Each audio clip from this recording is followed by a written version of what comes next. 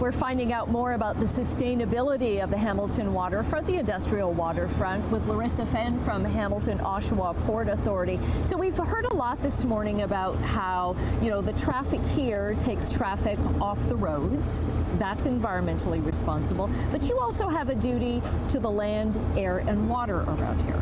Yeah, absolutely. We obviously have an economic mandate to facilitate trade and grow our regional economy, but we are also responsible to do that in a sustainable way and to incorporate sustainable activities into everything we do in all of our operations. Okay, so we saw the bees that you were involved with in the segment just before then, but there's tree planting, and I'm like, where do you plant trees in the Portlands?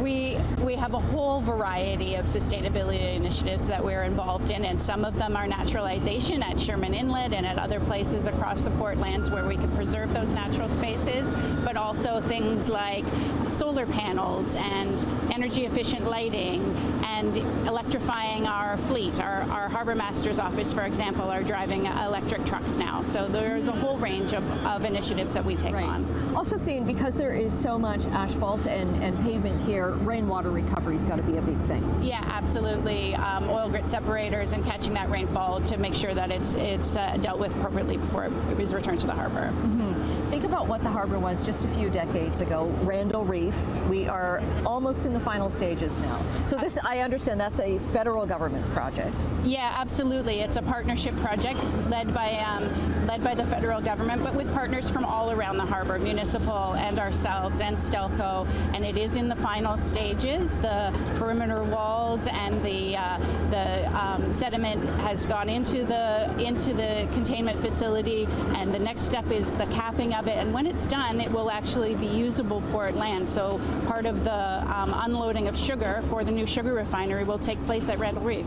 And that to me is so amazing at how far this port has come in terms of being environmentally responsible. Where it's gone from a spot that we're cleaning up now, decades and decades of just dumping into the water.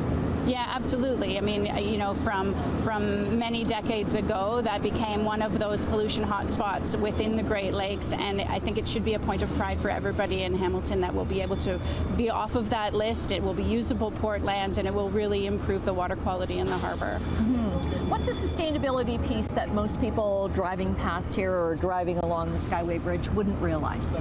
Well, one of the things, we can do so much as a port authority, but one of the things that's really valuable for us is engaging our partners. So we make $250,000 available to our tenant partners every year to do things in their own operations to improve their own sustainability. So right here at the Logistic Terminal, they've introduced some electric people movers. We've had other tenants introduce solar initiatives, heat capture, things that are really integrated in their own operations. It helps us expand the impact that we can have in the sustainability way. Mm-hmm. Because really, the cleaner this port is, the better it is for business.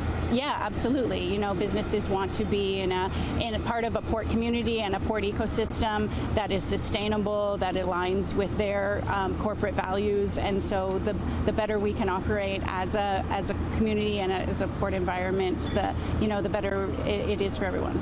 Okay, as we're seeing generators going by barge instead of on highway. Absolutely. The movement of cargo from truck to marine is one of the greatest impacts that we can have on reducing our carbon footprint.